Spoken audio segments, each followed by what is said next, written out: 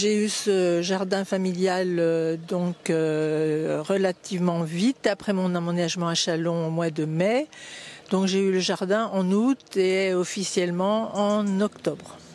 Alors pourquoi cette envie, habitant en ville, d'avoir un jardin familial, un jardin tout court? Parce que j'habitais à la campagne, j'avais du jardin, j'en ai toujours fait. Et puis bon, encore plus en ville, là quand on est en appartement, c'est un endroit donc, où on peut se ressourcer. Donc j'y viens d'abord pour le plaisir de travailler la terre, de planter, de repiquer, de voir pousser les plantes. Je veux dire, donc c'est un moment à la fois physique, parce que bon, c'est une activité physique et c'est un moment de détente dans la journée. Alors vous avez planté quoi depuis que vous avez ce jardin? Je n'ai pas pu planter beaucoup de choses puisque je n'ai eu ce jardin que relativement tardivement. Donc j'ai mis des engrais verts sur ce qui ne sera pas cultivé pour l'instant. Les engrais verts, c'est comme le trèfle, la veste, la luzerne.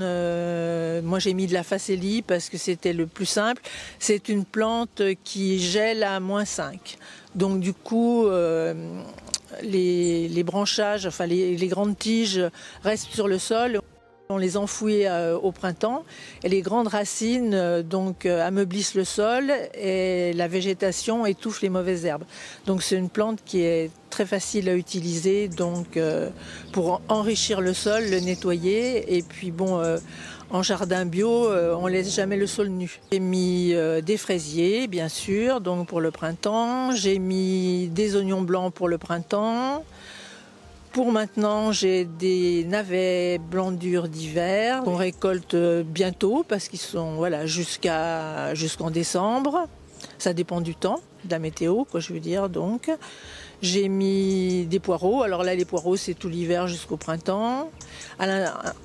En culture intermédiaire, des salades, donc de la chicorée pain de sucre.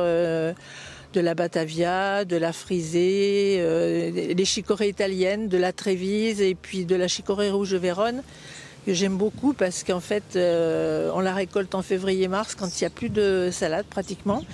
Elle a gelé, les feuilles ont gelé et il se forme de petites boules que l'on mélange à d'autres salades et c'est très très bon. Des plantes condimentaires, de la menthe, de la sarriette, du thym, de l'origan, de la mélisse, j'ai un pied de rhubarbe, j'ai mis du fenouil sauvage, j'ai de l'oseille, j'ai planté un camélia qui était dans une potée et qui était en train de mourir de faim, donc je l'ai mis au jardin et puis je mets des fleurs. Donc voilà, donc ça sera beaucoup mieux au printemps. Bientôt, c'est-à-dire en novembre, je vais mettre des framboisiers pour avoir des framboises sous l'été, donc 5 variétés. Donc je me rappelle que le nom de 2, September et Héritage. Le 3e, j'en suis pas sûre du tout. Et donc il fructifie en gros de juin jusqu'en septembre-octobre. Avec les framboisiers, je vais mettre des groseilliers, des cassissiers, des groseilliers à maquereaux. Et au printemps, je vais mettre le plus possible de choses. C'est-à-dire je fais de la culture, j'ai un petit espace, 110 mètres carrés. Donc du coup, je fais de la culture, je plante serré et je fais des cultures intermédiaires. C'est-à-dire les salades, par exemple, je les ai mis entre les choux. Elles ont le temps de pousser avant qu'on récolte les choux, voilà. Donc et puis je vais mettre des fleurs. Donc plus il y a de diversité dans un potager, moins il y a de maladies. Donc le maximum de choses. Donc ça va commencer en février. Tomates, des haricots verts, bien sûr. Donc pas de haricots en grains parce que ça prend beaucoup de place et c'est une culture qui dure très longtemps et j'ai pas beaucoup d'espace. Je pense que je vais mettre, j'ai trouvé des paquets de 25 pommes de terre, donc j'essaye de mettre des choses qu'on trouve pas dans le commerce. 25 pommes de terre, des belles de Fontenay que je trouve rarement, des fenouils, des radis bien sûr, différentes salades. Les jardins familiaux appartiennent à la ville de Chalon-sur-Saône qui les loue. Il faut déposer un dossier, faire une demande de jardin familial. C'est examiné par une commission qui se réunit une fois par mois, sauf en juillet-août. On m'a dit que ça coûtait une 50aine d'euros par an. De juillet à maintenant, je venais 2 heures par jour, donc pour désherber au début, et puis après pour entretenir, sarcler.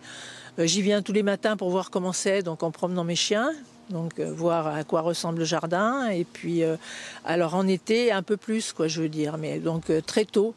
Par exemple, au mois d'août, je venais à 6h30, de 6h30 à 9h, quand il faisait pas trop chaud. Printemps, en été, on passe beaucoup plus de temps au jardin que maintenant. Mais en fait, il y a on dit tout le temps qu'il n'y a rien à faire au jardin en hiver et c'est pas vrai en fait. Il y a toujours des choses à faire, à part en décembre où on met des paillages sur les dernières laitues ou salades d'hiver et tout pour les protéger du gel, s'il y a du gel, parce qu'avec le réchauffement climatique, on n'a plus beaucoup de périodes de gel.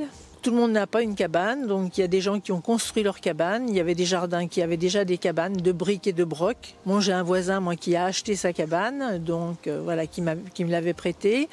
Moi, j'avais un jardin sans cabane. On en a trouvé une parce qu'il y a des gens qui font plusieurs jardins. Donc du coup, il y avait une cabane qui était libre. J'ai pu entreposer mes outils. C'était surtout pour ça, parce qu'autrement, c'était dans le coffre de la voiture et c'était pas pratique. Sur la ville, il y a 600 jardins familiaux. Plutôt sympathique, c'est très convivial.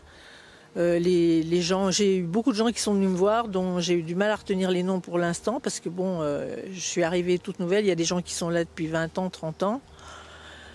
Donc voilà, donc c'est la convivialité, l'entraide. Je veux dire, donc moi j'ai mon voisin qui m'a passé donc le motoculteur dans ma parcelle parce que c'était au mois d'août et il faisait très sec et ça aurait été très dur à la bêche, c'était quasiment impossible. Et puis sinon, on se donne des plans, on fait des échanges de graines.